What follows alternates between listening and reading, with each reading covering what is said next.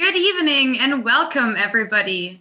Tonight is the 5th edition of our Terrestrial University, an experimental lecture series accompanying the exhibition Critical Zones and Observatories for Earthly Politics here at the ZKM Center for Arts and Media in Karlsruhe. We have the great pleasure to welcome Samaneh Moafi from Forensic Architecture and Martin Guinard, co-curator of the Critical Zones exhibition, for a conversation with all of us. Samaneh, Martin, thank you so much for being with us tonight and welcome. Together, we will dive deeper into cloud studies, the contribution by Forensic Architecture that you can already discover on the digital exhibition of Critical Zones. And Samaneh will give us an insight into the research of Forensic Architecture, quote unquote, between shape and fog, between analysis and experience, as you say. And Martin will then ask some questions and guide us into a conversation. As usual, you at home are invited to share your thoughts and questions on Telegram, and I shall do my best to give them a voice. Before we begin, let me introduce you to our wonderful guests. Samaneh, your background is in architecture, as you hold a PhD from the Architectural Association and practiced as an architect and teacher in Australia. You are now a senior researcher with Forensic Architecture, where you oversee the Center for Contemporary Nature. And your research focuses on developing new evidentiary techniques for environmental violence. And Martin, you co-curated the Critical Zones exhibition together with Bruno Latour, Peter Weibel, Bettina Korintenberg, and Daria Mille. And I'm so happy to announce that after the digital exhibition, the physical exhibition will be accessible starting from Friday, July 24th. So Martin, we will actually see each other again in the flesh. Can you believe it? I can't. It's been a long time. And this being said, I'm also really looking forward to experiencing cloud studies by Forensic Architecture in the exhibition space. It is a truly storm-raising work. And one quote that stuck with me was, "Bomb clouds are architecture in gaseous form, changing from columns into mushrooms before dissipating into the atmosphere." So Samaneh, was actually your voice. It's actually, you just told me before, it's your voice in this really groundbreaking work. And thank you so much for being with us tonight and taking us deeper into the storm. So let's head right into it. And yeah, I'm really happy to be here with you for this conversation, Martin and Samaneh.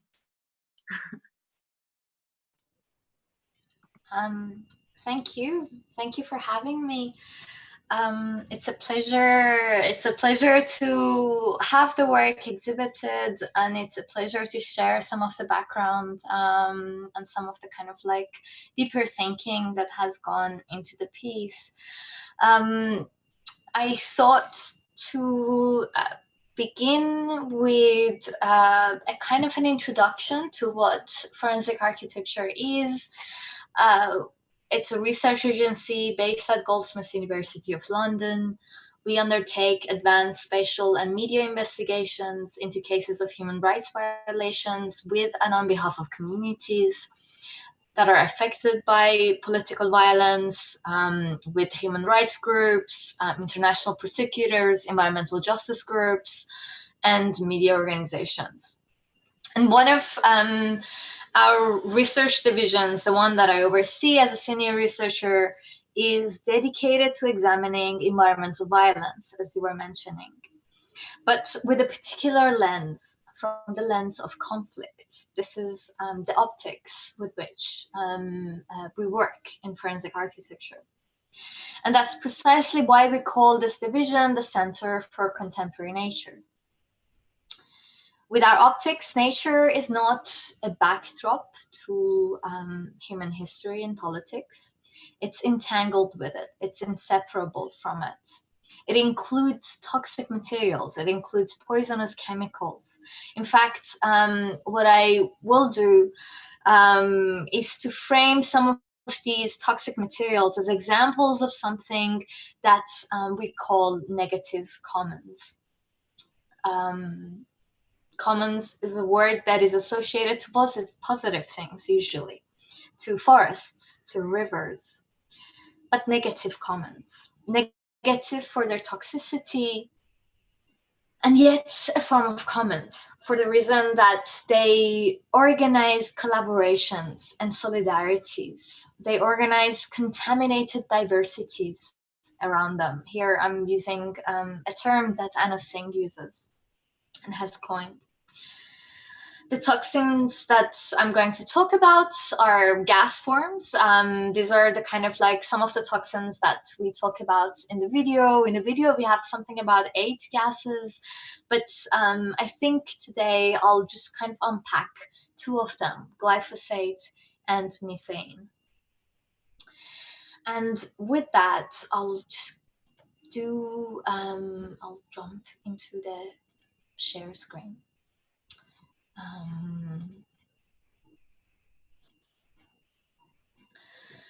And I'll start. So glyphosate.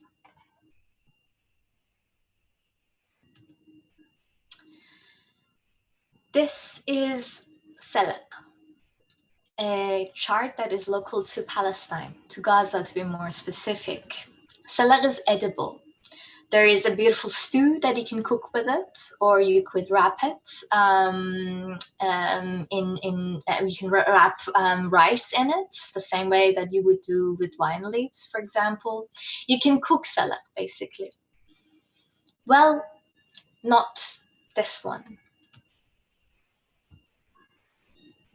The markings that you see in this leaf are signs of exposure to herbicide, i.e. the leaf is exposed to herbicide the same way a film is exposed to a light. That's how we're reading the leaf. Each marking holds a memory of a glyphosate spraying.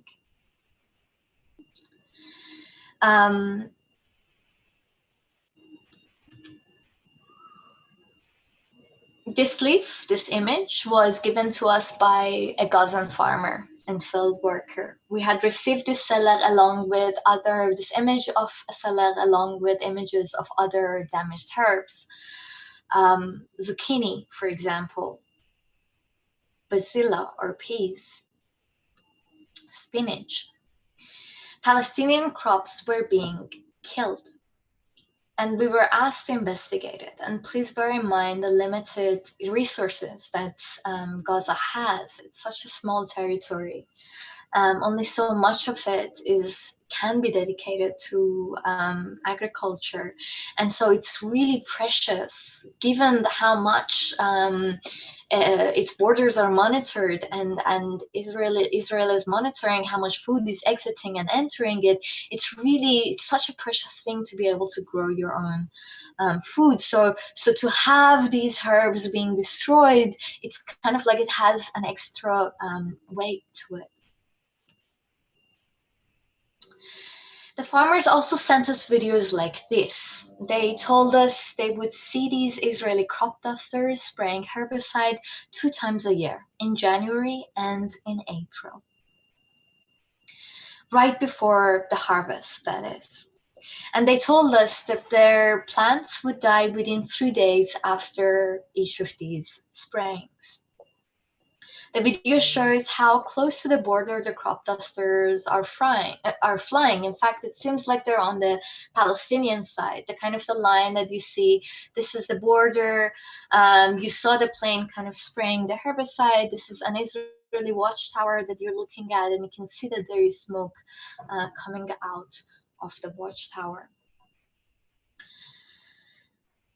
We told the farmers that we could geolocate the plane and calculate its flight path using the footage that they had sent us. They sent us a large number of footages. This is one of them.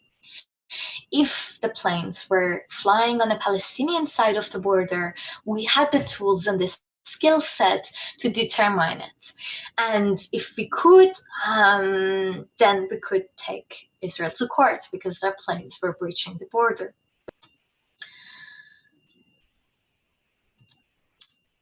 So we did that. Geolocating is the first step. In this case, we had a screenshot of the person who was filming the video. So we know the location of the videographer. And looking at the video, we could identify objects that we could see also in the satellite image, so the watchtower, by measuring the object as it was in the film and as it is on a satellite image. We could determine the lens of the camera. And once we have the lens of the camera, that means that in our software, we could calculate the exact dimension between everything that is within this video footage. And so we did it. We started mapping the path of the plane when it was spraying. We studied this crop duster very carefully. The duration of each spraying was important. How close to the ground was it spraying? As you can see, it kind of like it flies high up a little bit. It starts dipping into the ground.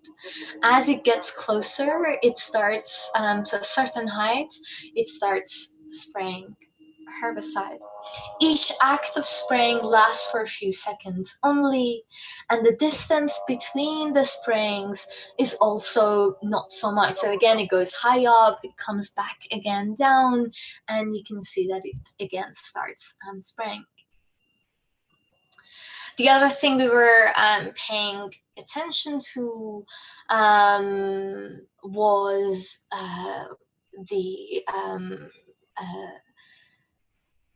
the videographer who is doing the filming. I mean, these are he knows that he's filming the plane, and within a few days, all of his crops are going to be destroyed.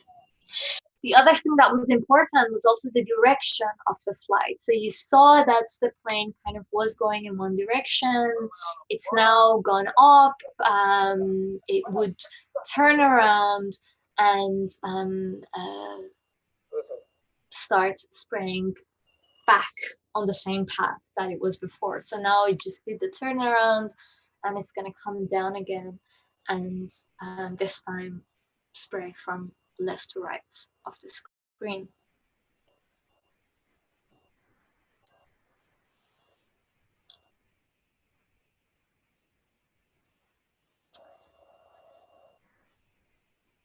We then check to see where these flight paths are. We had mapped them. So the line that you see is the kind of the line in 3 dimension.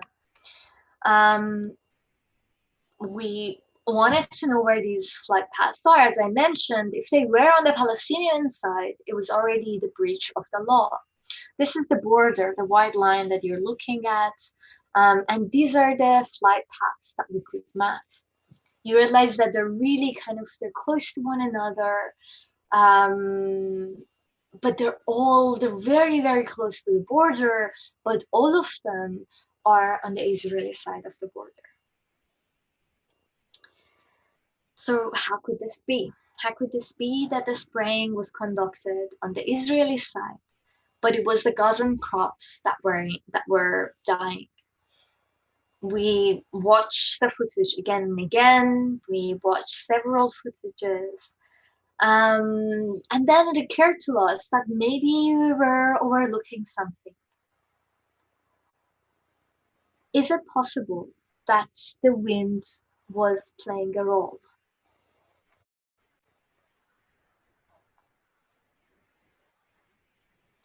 We ran a simulation.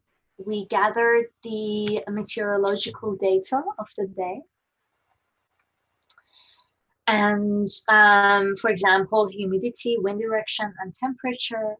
And we gave these together with the 3D model of our flight paths to a fluid dynamic expert. We had realized that there was, in fact, a blind spot. We didn't know what happens in the gap between the moment that the toxic airborne particle leaves the plane and the moment that it reaches the ground. We wanted to calculate what happens in between these two things, because it's not something that you could see in a video or an image. Indeed, So what you see in this image, the little kind of like dots are the particles, the toxic particles of glyphosate, and the bit that you can see that is kind of like is on the ground. This is the deposits on the ground. We wanted to calculate the amount of deposits on the ground, and we ran this type simulation for quite a few hours after the act of spraying. Our calculation showed that in fact these toxic particles were going quite deep into Gaza. The pink color is showing the concentration that, according to European standards, is considered kind of like lethal for the plants.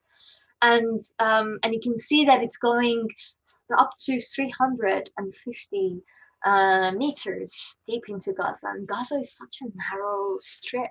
To have 300 meters of it affected by herbicide, it's really devastating.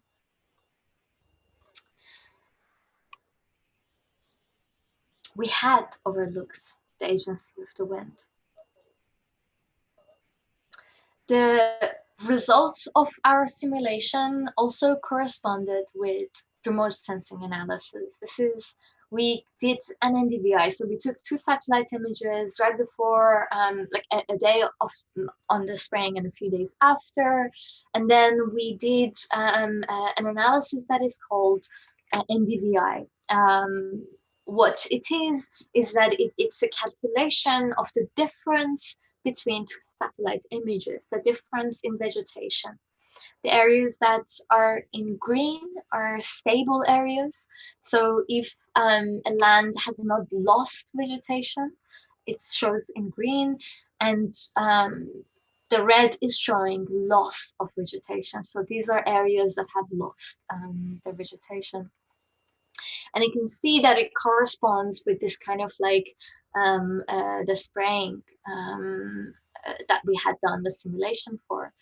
The NDVI also shows us that this is not just specific to this one incident that we were analyzing, but it's consistent all across the eastern border of Gaza. You can see it, that it's a strategy that is kind of like conducted all across the border. This strip is losing vegetation.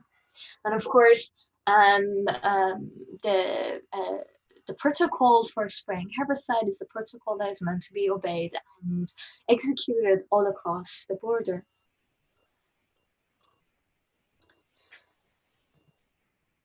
Let's take a moment and think about the kinds of actors that were brought around this glyphosate. The farmers who were photographing their leaves, the field workers who were filming the planes, a bunch of architects in Goldsmiths University modeling the path of the planes, a fluid dynamics scientist in a simulation lab in Imperial College, a Sentinel and Landsat satellites orbiting the Earth and passing through Gaza every few days. And in the court of law, this is precisely what makes something evidentiary. The more intersections between the testimonies, the closer something becomes to an evidence. So all of these kinds of gazes that we're looking at, the acts of herbicide, they were all intersecting with each other. And that's kind of like the key part of our work, really, to draw out this intersection.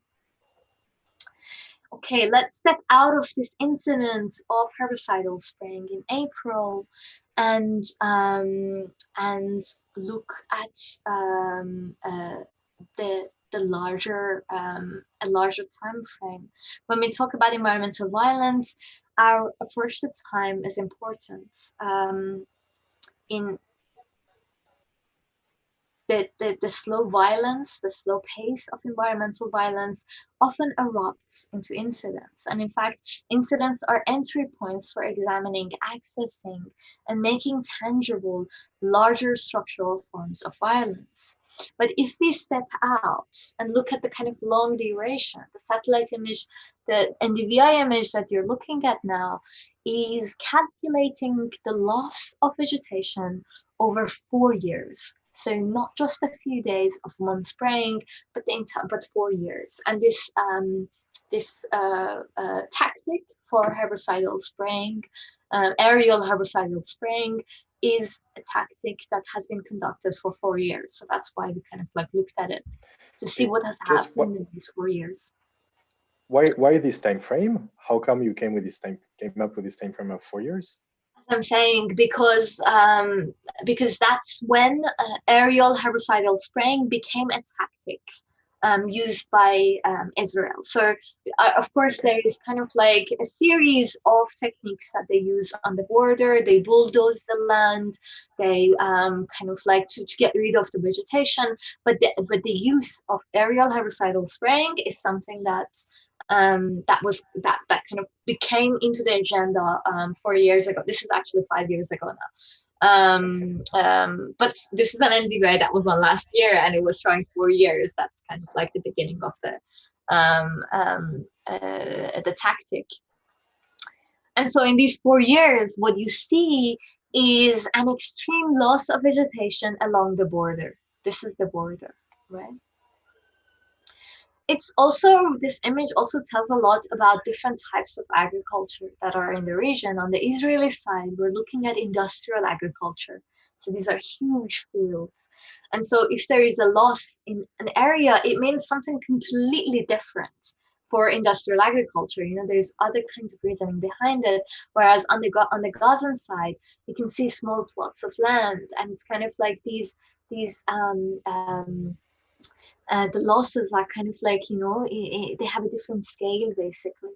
And so when you kill the land once, it loses vegetation. When you kill it again, when you kill it twice a year, when you kill it year after year, then, you know, there is maybe there won't be vegetation growing there anymore, you know.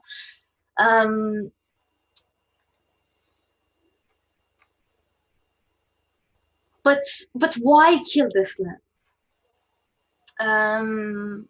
Why strip it of any kind of vegetation? The visibility of this strip of earth along the Gazan border gets mobilized by the Israeli army, where Palestinian civilians are exposed to live ammunition of Israeli snipers. And this is the moment when the slow violence of environmental degradation accelerates into even more eruptive violence of hundreds of targeted assassinations.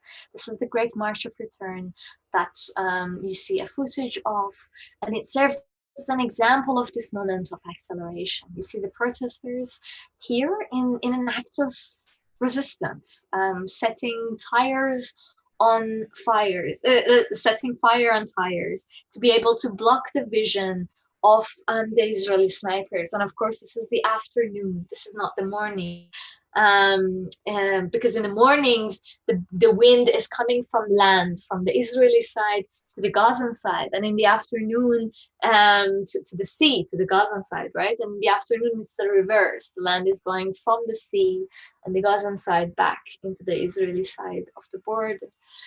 And so you can see again that this time the wind is mobilized in an act of resistance to block the vision of the snipers.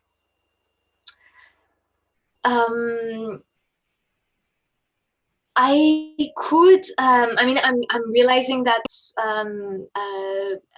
this is maybe a time, but maybe, I mean, I was gonna go and show a little bit from the gas methane that I mentioned earlier. Is there time to do it, or should we go to Q&A, do you think? Sure. With pleasure. For sure. Yeah, Samaneh, go ahead. Okay, cool. Can I so the ask other just gas a that I very wanted. quick question, consent to this one? No. Yeah, go ahead. Go ahead then. Go ahead. Oh, it's just I was going to ask, like, just to wrap up on this one, like the smoke screen is fairly limited in terms of space, you know, like on all that stripe you show that kind of process, which is kind of like a fairly contained cloud. Is there a specific reason for that, or it's just like limitations, or what explains that you have a pretty long strip, of course, of land, and then the black cloud is of course quite focused, and so yeah, can you just explain this? Oh, of course. I mean, the Great March of Return is you have to understand, this is kind of like the protesters. There is a set of areas along the Gazan border that in 2018 the Great March of Return was kind of like manifesting. That was a site that the protesters were going to, and this is one of the sites. And so of course the kind of like they're setting fire to kind of like block that area where they're on. It's kind of like it's a very kind of like momentary reaction. And I must add that the investigation that I just showed you is a work that is developed as part of a postdoc by Städten Moafi, who is one of our members in forensic architecture. And so the footages are really kind of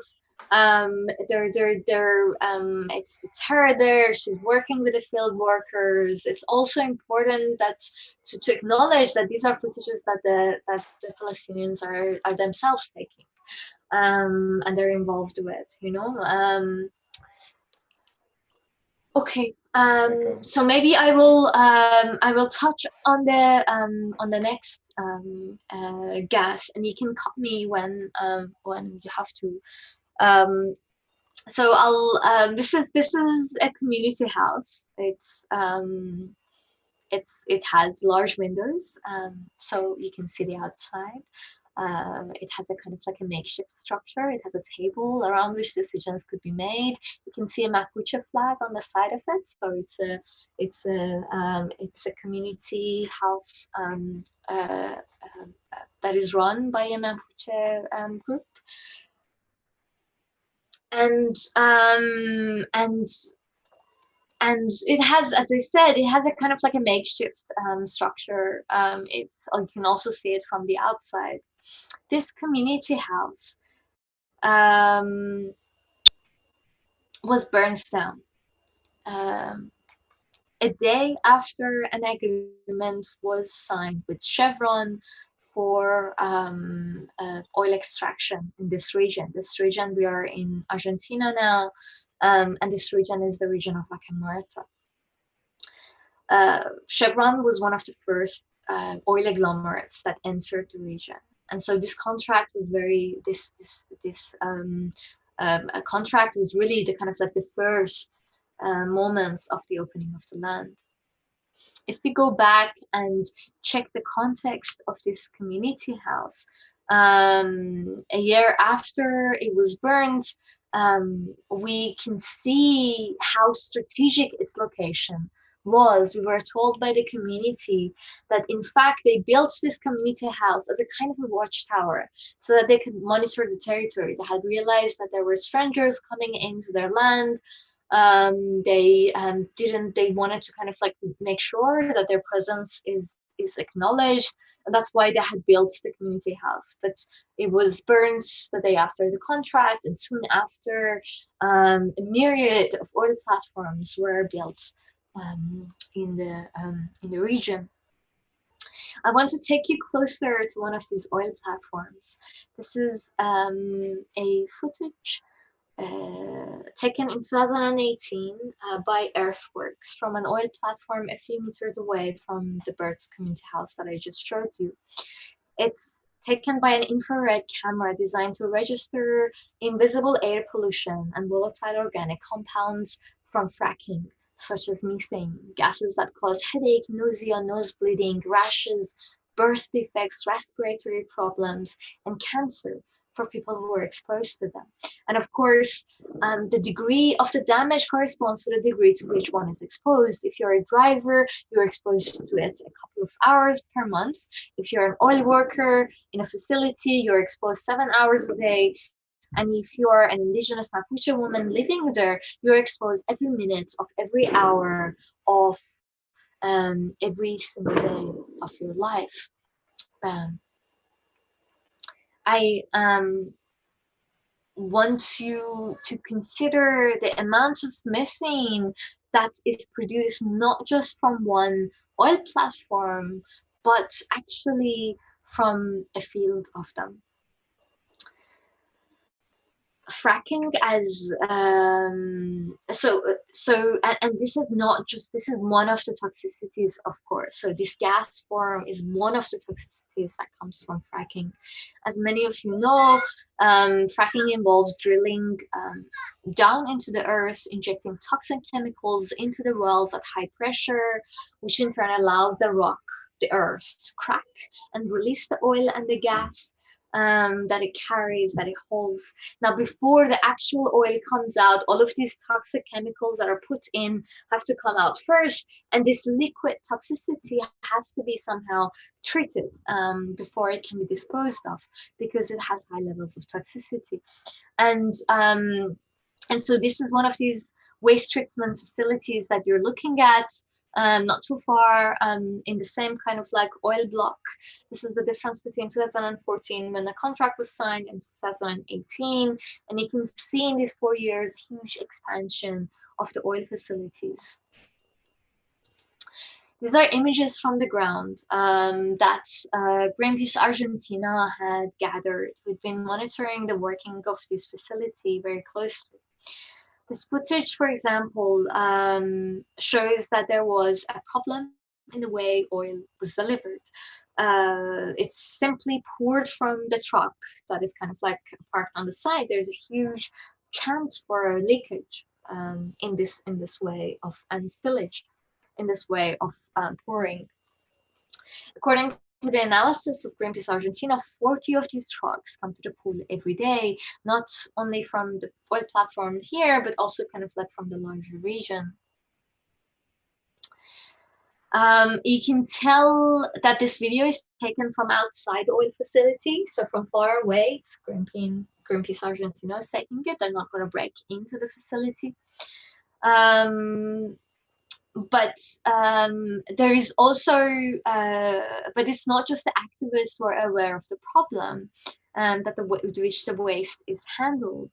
Unlike air, which is invisible to the eye, the liquid waste can be seen by the human eye. The next video, for example, that we had received was from the other side of the pool. And it was in fact taken by a worker in the waste treatment facility who is on his truck and is filming the oil facility and is then sharing this on social media, just to say that there is something wrong. In this footage, you can see that there is no lining in the waste treatment, and no lining that separates the waste from the ground. I mean, if you don't have the lining, the waste is just going to go down into the ground. What's the use of it? But you can see that in this footage that there is kind of like no lining that is visible. So again, it's important to kind of like acknowledge who is taking footage. There was another thing that was wrong with this waste treatment facility, that it was very close to the city and in fact to the river along which a lot of the farms were located. Again, there is other kinds of toxicity. So this is an incident that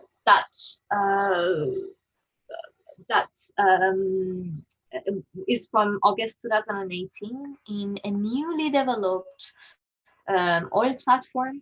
It's La Caverna extraction site that is currently operated by Argentina's state-run oil company YPF and the US oil services provider Schlumberger. And it's kind of like one of the major oil spills in this region in the recent years. You can see the workers' camp, which is also on the oil platform. This is an image that is taken by an oil worker. You can see that the kind of like the entire area is flooded in oil. The cabins that you see in the back, the car, these are meant to be white color, but you can see the yellow. This yellow is the kind of like the oil that is covered the whole region. After this image was taken, the workers were banned from carrying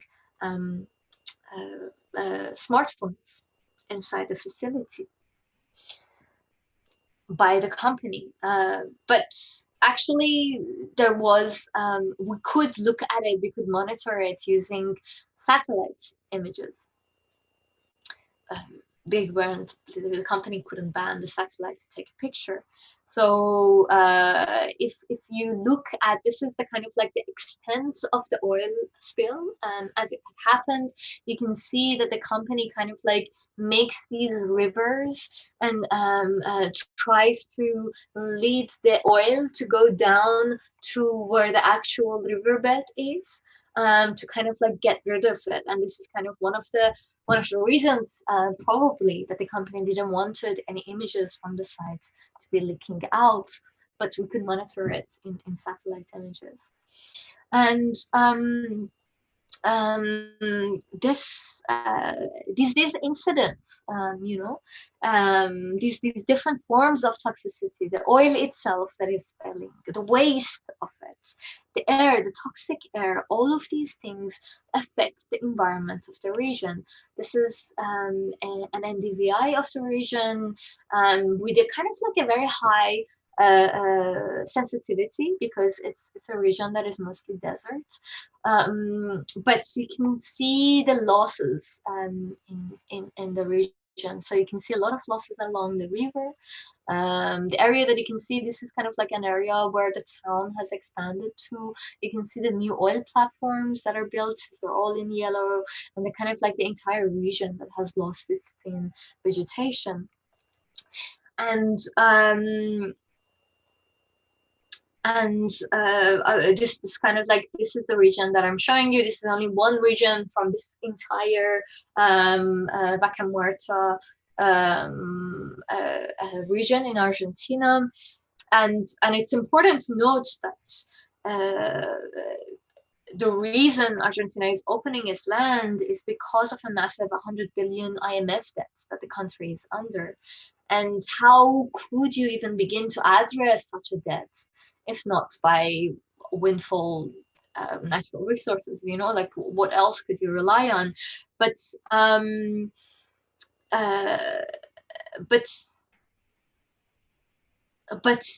going back to the sites, but it's important to kind of like see the different scales of things, right?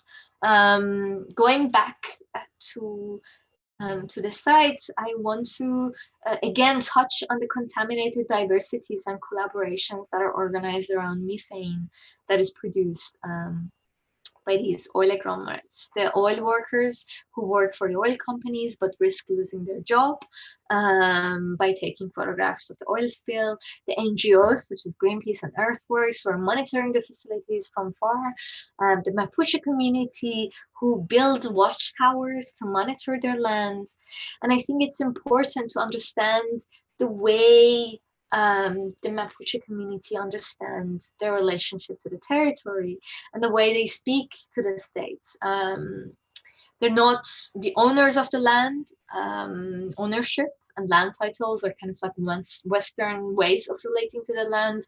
They see themselves as in the relation of care to the territory. So they consider themselves carers. When we wanted to and they're not farmers, they're a grazing community. They're not farmers with the kind of like the beautiful leaves that they could not beautiful, but like they don't have the testimony of the leaves, basically, to show the way that these toxicities are affecting their lives. They're a grazing community. They have goats and actually their buildings are quite makeshift. You can see it in this photogrammetry of the area that they live in. You can also see their that each house is kind of like an area that keeps the goats in. And so to communicate, and these toxins, the oil, the waste, the air, these are affecting the livelihood of the animals, because the animals depend on the desert, the light vegetation of the desert, you know. So how would you explain that, to communicate this to the state, communicate how these substances are affecting their lives? The group, the community, the Mapuche group that we have been working with, they put together a report, and this is kind of like where I will end my notes on. A chunk of this report, it's kind of like a quite thick report, but a big chunk of it is a series of photographs that look like this. Animal droppings. And each photograph is annotated. These are geotagged photographs of animal droppings. So this one is, for example, a few months old. This one is quite fresh. This one is a few days old. This one is from yesterday. This one goes a few, again, like a few weeks. But so, you know, they use these animal droppings to show the extent to which the area, the kind of like the large territory that their livelihood depends on. Because you're a grazing community means that it's not just the area that you live in, that you have your shed at, but actually your animals are using a larger territory. They need to move to kind of like a much extended kind of like area. And so they use this in order to explain the land that is theirs, that they have a duty of care to, as opposed to kind of like doing it through a boundary as we would do. And so yeah, I thought I would end here. I kind of began with a picture of a leaf, and I'm gonna end with a picture of an animal dropping. And I talked about contemporary nature in this as a kind of a comment, as a negative form of comment. And I talked about the diversities of resistance that are organized around them. And yeah, I could go on, but maybe this is a good time to jump into a conversation. I think there was a lot in that talk. It was really pretty impressive, I must say. There's one of the things which already I think that you're doing with the Center of Contemporary Nature, which is so interesting, is that there seems to be a sort of polarization around, you know, the fact that when you try to think through the issue of climate change, very quickly you have, you know, the question gets simplified on saying, hey, but you're talking to me about animal rights, or even about perspective of non-humans, if you want to speak in a trendier way. But I need to think me about how, you know, people keep earning a living, or how, you know, like people keep their jobs, or whatever. And in a way, like the narrative of economy was really good at explaining how indispensable it is to keep it this way, and how, you know, like everything else like falls on the backdrop actually.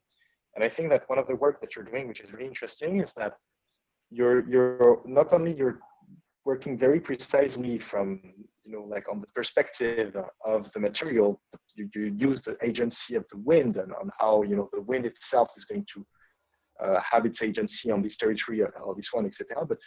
But you connect this non-human, let's say, perspective with the kind of impact that it has on human, and like in a way, like you allow to create a sort of connection between climate change and violence inflicted to not only non-humans but also humans very directly. And I think that this, is shown as a sort of trope, but there you show it with so much precision that it's really interesting. This correlation between climate change and increase of human conflict and violence as well. Actually, I think that's something very, very strong, which comes from the practice. So I'm just curious about when you started the Center for Contemporary Nature. Like, how did you think of that kind of correlation? What was the kind of motivation you had in your mind? You talked about it through your beautiful presentation, but it would be interesting to come back on that a bit. Sure. I think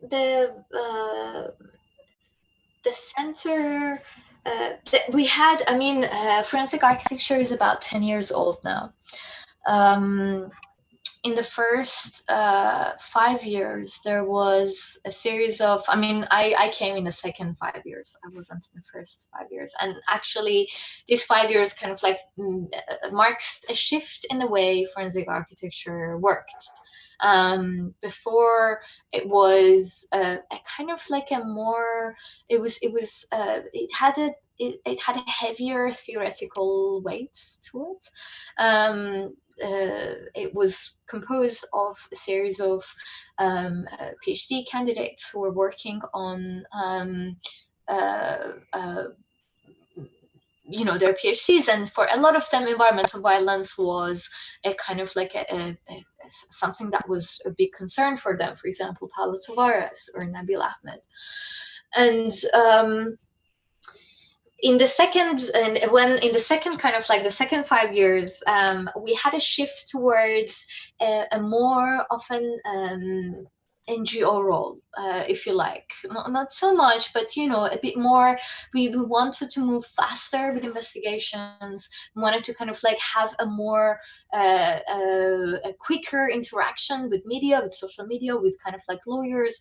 We wanted to make it more operative in the in the world with the investigations. And so we thought about, okay, so what are the ways that we could engage with environmental violence? And of course,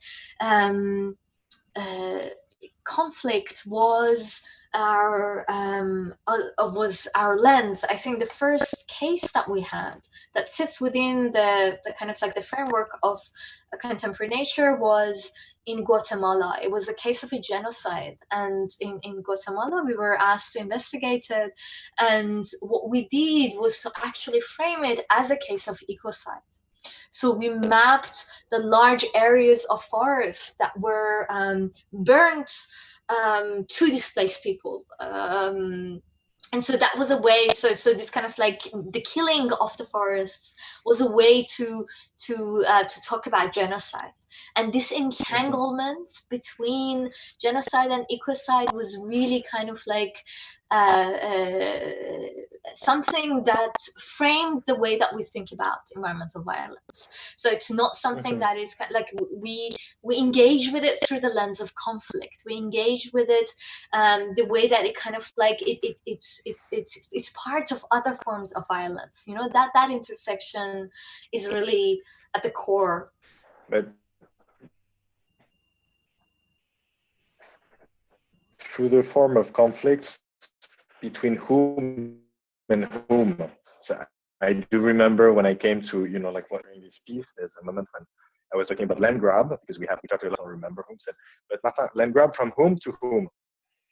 And in the very specific case of forensic, because you can take a controversy which is pinned down, then you extend the network which is around it, but you stick to a very specific controversy, which involves, as you say beautifully, an entanglement between a form of environmental violence and a form of human violence, which actually makes, and that's where it connects to our show, the fact that environment is not even the right necessarily word, because environment gives the impression that it's around, whereas no, you're within, you're crossed by it. If you don't have if the methanes, if you're supposed to breathe air and that it's methanes which goes through your nostrils, you know, like it's not something which is around you. It's something which crosses you. And again, like the whole point of the show, Critical Zone, was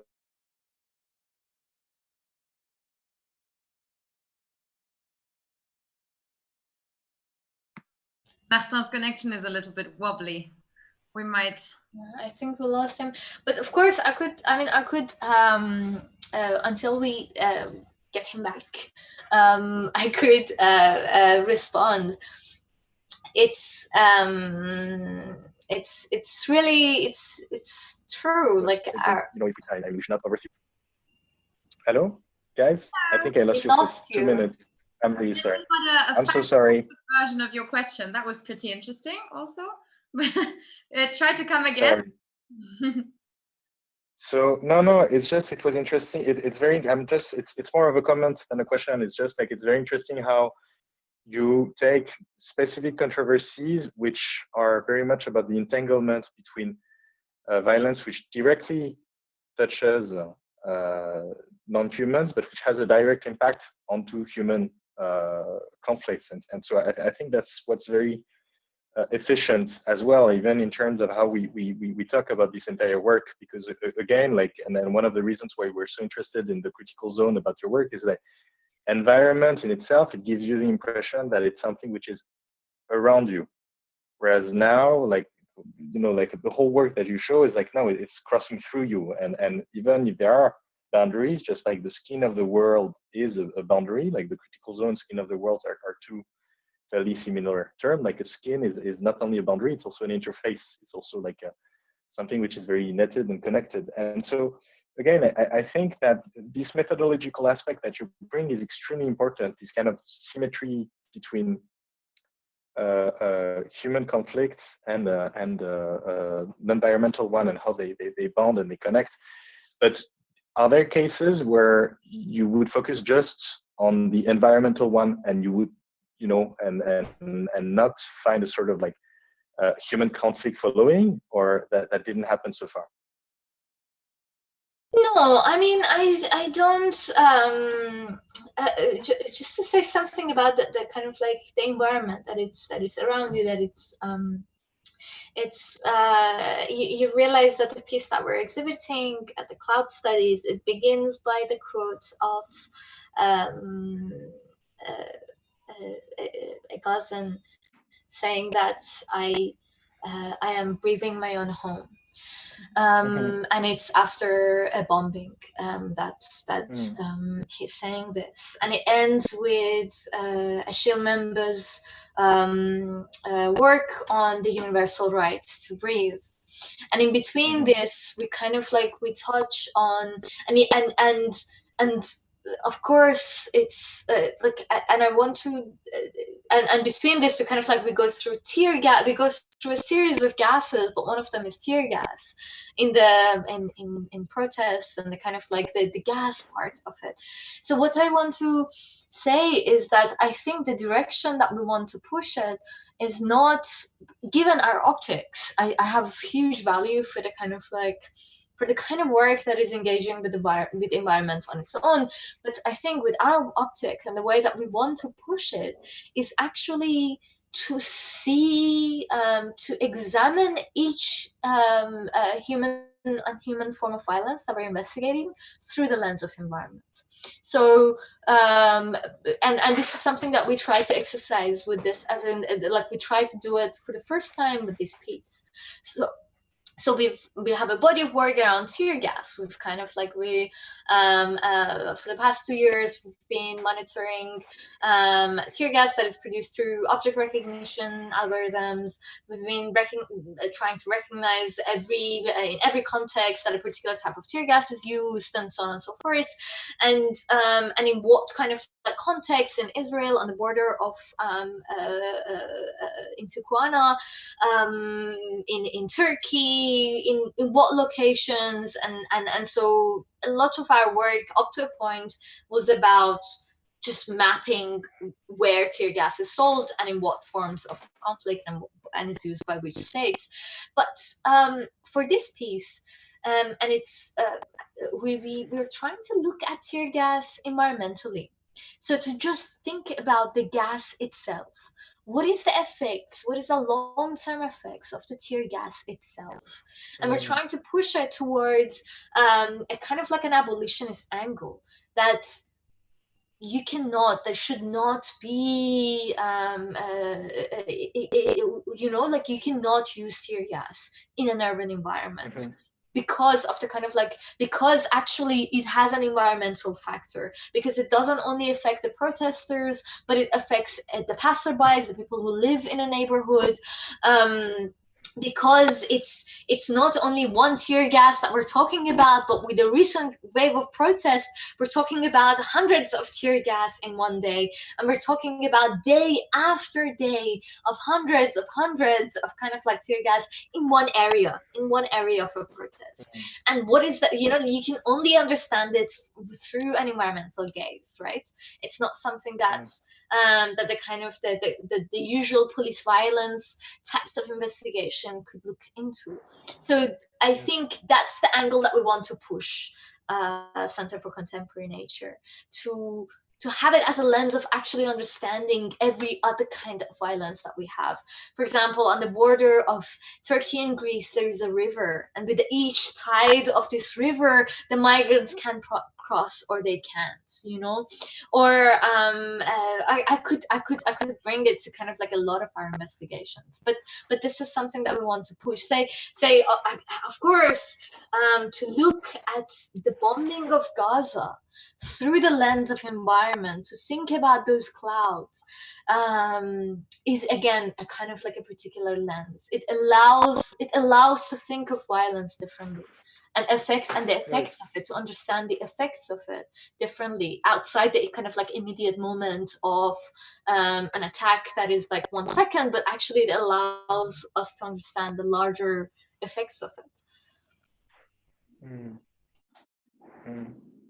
May I ask, what is the difference just jurisdictionally of this lens? When you bring investigations in front of the court, does it make a difference whether you are centering on environmental issues or centering on human social related issues? I think it's important to note that we do, so a lot of our work goes into court cases, but the court is only one of the forums in which we exhibit our work. Forensics is kind of like, in its origin, it's the art of the forum. It's about bringing an evidence to a forum and having, you know, organizing a consensus about what this evidence is attaining to have that consensus in this forum, right? And the court is one of these forums. We have a lot of forums like that's we try to kind of like mobilize our evidences in. We have the media, the big media, we have social media, we have galleries and exhibitions. These are all forums around which a kind of an understanding can be formed. Now, unfortunately, our legal frameworks have a lot of catching up to do. I don't think we still have the right tools and language to address environmental violence in the way that we should. But while that work is happening, while we're trying to kind of push that, we have to work in the other forums. We have to do the groundwork of training our minds and our conscious to understand environmental violence, you know. Sure. And I think what I'm talking about now is actually kind of, it has a lot to do in those other kinds of forums. We have had cases of environmental violence that is taken to court, but yeah. That makes super interesting what you see, because indeed we only see what we've learned to see, and to kind of discern within there's actually a quote from the anthropologist Descola, who, like, that the whole premises of his anthropology is to say we only see what we have learned to see, and to discern within the flux of sensuous feelings. And then what he means by that is like, yeah, pretty much like if you have not been trained to analyze that one thing looks like that, you know, like you're not going to be able to do. It's so interesting that you can do that. You know, how the different forums, as you're saying, kind of help each other, hopefully, by doing your field work, which can help to create that kind of language that could be useful in front of the court. It's a very impressive way of applying different forms of experimentation, so that, you know, you can strengthen your position in the end in a very concrete manner in front of an authority that is very well recognized but just hasn't learned to see what it should be seeing. So that's really a beautiful way to see how like the different compartments of your practice like all combine to one another. Barbara, I'm thinking that it's 8 o'clock, but I'm sure that there are questions that you wanted to ask from our audience. Yes, well, actually, there's at least a quote that works really well with where we are in the conversation right now, because it's like you said about the question of visibility. So we've only learned to see what we've learned to see, and there was a quote by Noelia. It's not a question, but I thought it was a really well. It's really well said. She wrote, I think what is very interesting of this project is the fact that it emphasizes that dangerous images imply also a danger for the one who is looking, an intrinsic danger of the look itself. This is very well shown in Argentina's case of Vaca Muerta, where the employees are banned, cannot carry smartphones, so they cannot look at the sites of the spillings. And she says, thank you very much for the talk. I am from Argentina. So I really appreciated this notion also of the danger of the gaze and the danger of looking. Is that something that you also relate to in your? I mean, you are looking. You're redefining what it means to look. So is that a danger that you feel as well in forensic architecture?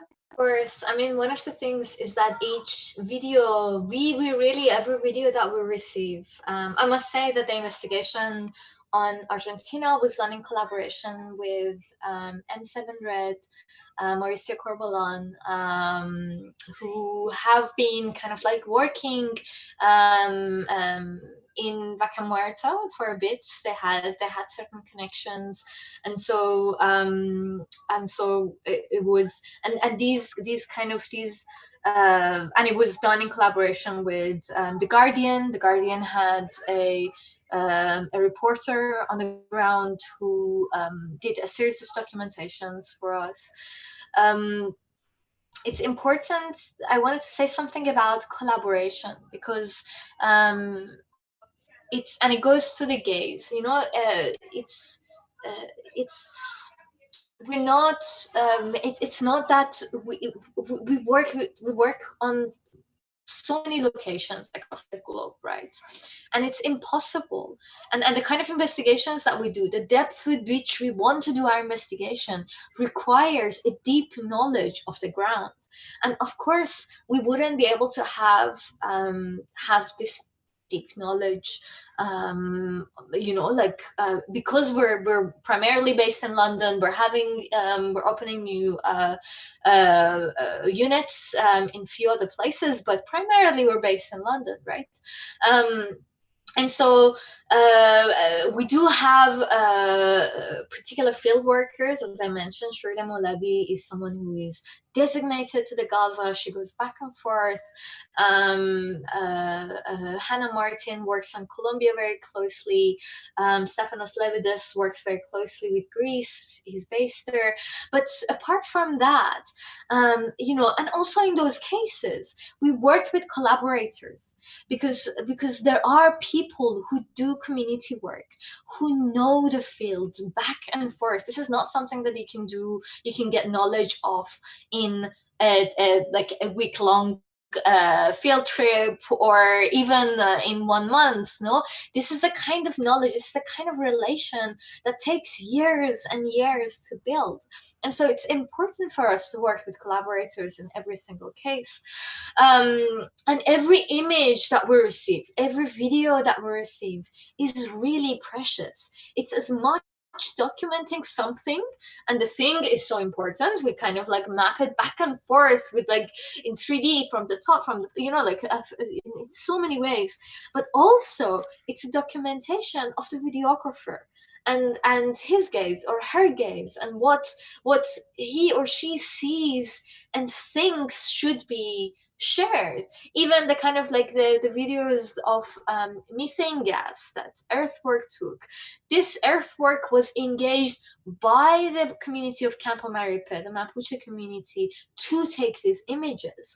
And really, I think it's important to note that our work is to amplify the kinds of images that are produced by people who are on the ground. No, like that's we just kind of like because you know, in local context, people are resisting, they're strong, they have their voice, they're kind of like, you know, it's and what we want to do is to actually amplify it, to make it intersect with other kinds of gazes, and to make it more and more evidentiary in a kind of like a court case. Yeah. No, c'est bien sûr, of course. I mean, we don't have too much doubt about the fact that you must be doing very precise field work, and that cannot be done in 1 week. I think anybody who knows the slightest bit of your work knows that. But one of the points that you indicate is very interesting. Is like, what, you know, one thing is to show what you can do with the tools of the forensics, and one thing is to show how the inquiry itself is built up.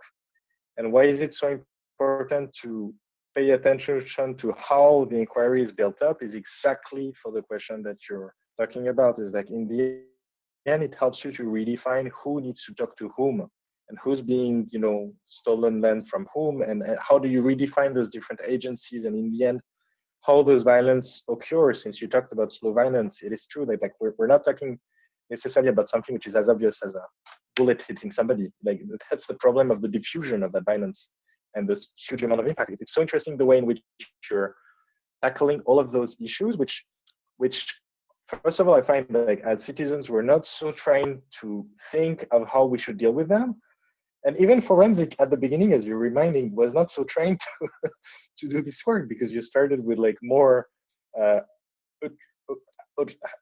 like, I mean, horrendous examples of violence, but which were, you know, like a gun shooting like a victim which should never have been shot, or you know, things which were very focused, you know. And I think, again, like we have to welcome, and that's what we wanted to do with this show, like the fact that you're also trying to tackle very difficult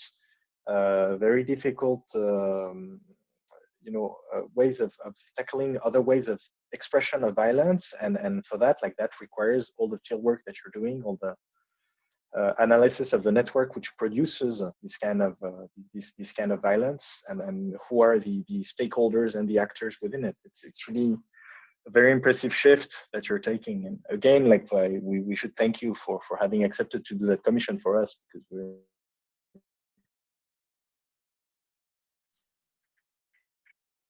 It's a nice sentence to be muted on afterwards with. It's relating to an extremely interesting way on what it means now to talk about the critical zone again. It's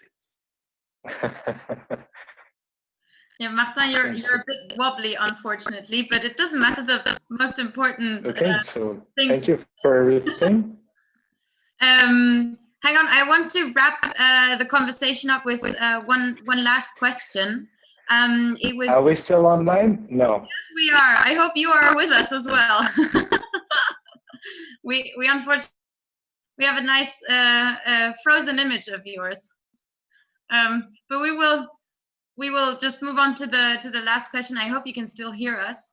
It was actually a question asked quite early in your talk, Samaneh, by Andres, Andres, who is also an artist involved in the exhibition.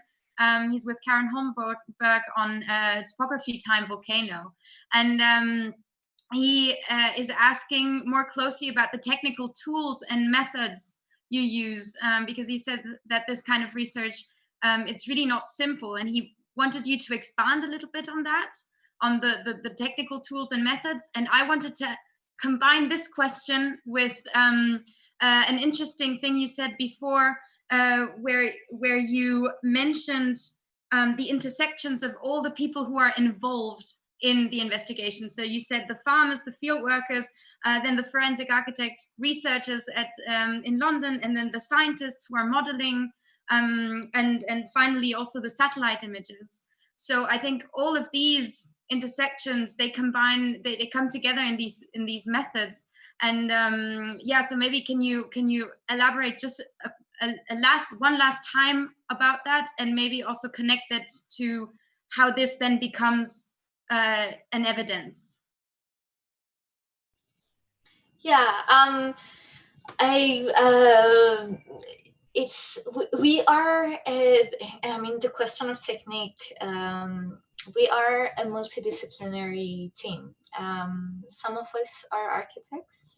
As you mentioned, my background is in architecture, but we're kind of like, this is only some of us. We have sound artists, we have filmmakers, we have coders, programmers, AI technologists, journalists. It's a kind of a very diverse team. And it's so important, this diversity, because it actually, you can see traces of it in each of our investigations. It's not only one. Each investigation is built through an intersection of different kinds of readings. So someone does the open source study of gathering every social media footage that is about this kind of a particular site. Someone else maps them in space and models the area and does image mapping, and then someone goes on site and does a photogrammetry of the entire region. So we have a point cloud reconstruction of everything in great detail. And then someone else kind of like runs a search through internet with like an object recognition algorithm that can detect all the tear gas. You know, like it's, and they all come together, and then we work. I mean, there is certain types of expertise that we rely on our collaborators. For example, there are a group of scientists in the Imperial College who work on fluid dynamics, and we've been working with them very closely on quite a few of our investigations that deal with gases. So be it a gunpowder or glyphosate or tear gas or something of that nature. And I think really, and of course the satellite images become extremely important in the kind of like in the cases of conflict, for the reason that you can identify with the high resolution satellite images, you can kind of like identify the position of the tanks and the way military has looted an area or has maneuvered in a region. But in an environmental kind of dimension, you can understand, and you can see it in both of the cases that I showed, you can monitor the losses of vegetation. You can do time lapses that kind of like measure only heat or measure only vegetation or measure only, you know, like and it's really, as I was saying, it's you have, when you have an image of when you have one image of a case, it's only, you know, you can ask certain questions. Okay, so maybe the video is filmed in a particular way, and that's why the plane shows so close. Maybe the leaves are being damaged for some other reason. Maybe and that's in environmental cases, causality is really difficult. As Martin, you mentioned, it's not a direct cause and effect relationship. It's like everything is kind of like very, very distributed, and a lot of things contribute. And so it's only, you know, like it's when you just show that video, when you just show images of leaves, when you just show images of goats dying in Vaca Muerta, it could be an incident, it could be a million things that are causing it. But once you plot this in relation to all the incidents that are happening in this oil region, all the explosions, all the kind of like different types of waste, all the different types of toxic gases, and you bring them all in one image, when you draw the intersection between the overlaps and the intersections between all of them, then that becomes like a slowly, step by step, it becomes like a bulletproof evidence that is able to draw liabilities and hold people liable for certain actions. That is also kind of a way of contaminated diversity. You know, what the work is contaminated diversity. Thank you so much for expanding on these details again. And I actually wanted to stop here, but Telegram gave us one last really interesting question. And Martin, I'm happy that you're back with us. I think you can still hear us, right? We had a little technical hiccup, or are you still frozen? I'm not sure. I hope you hear this question as well, because it will interest you just as it did me. It was yeah, sure. Yeah. I'm here. I'm here. You sound very sweet and very lost. Okay, but I think you can hear us. So I'll just voice that question. It's from Mace, and he asks, it would be nice to hear what forensic architecture might learn and take away from the Critical Zone exhibition. So maybe is there something that you found especially inspiring in the curatorial concept of Bruno and Peter and Martin and Bettina and Daria and everybody involved in the show? Or maybe even getting to know other artists? Repeat the question. Martin. I'll read it out again. It's from Mace, and he asked, it would be nice to hear what forensic architecture might learn and take away from the Critical Zone exhibition at ZKM. Do you hear it?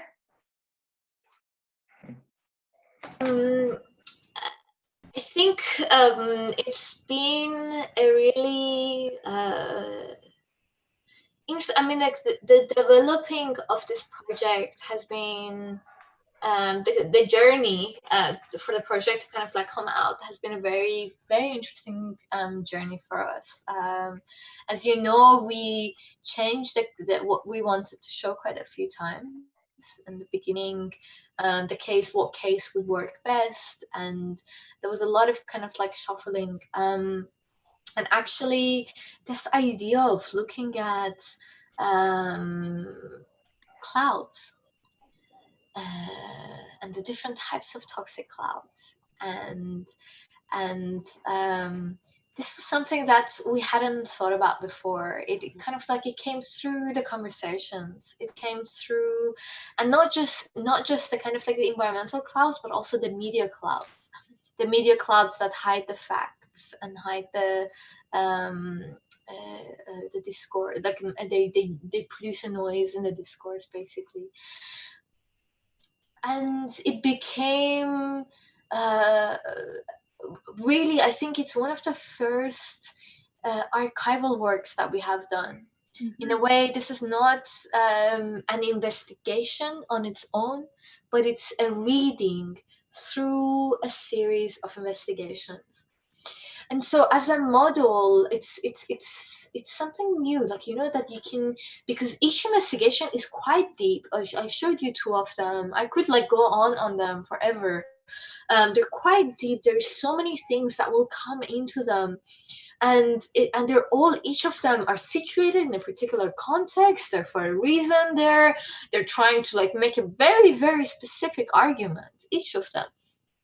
But for the first time, for critical zones, we thought of what if we step back and try to kind of like do a reading through some of these cases, and do it through the lens of this toxic gas, and what could we see? What are the kinds of is there use in it? Is there something that can be done in that kind of a level? And I think it's been really such a nice exercise for us. And not only so, then it was we had these discussions amongst ourselves, because also critical zones was first. It had to be an online exhibit, so we thought, okay, so how do we do this so that it's not just a film that someone will come and see, it's like a 20-minute film someone sees and leaves, but actually understands that this is rooted, there's so many roots to these investigations. How can we do that? And so this idea of being able to each gas as a kind of like a reference in the online platform that you can that allows you to engage with the actual case.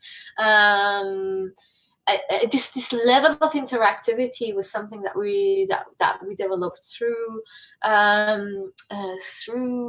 the critical zones investigation, and I think it's something that we might do for in the future for some of the other works. As I mentioned, our practice is it's working with the forum, right?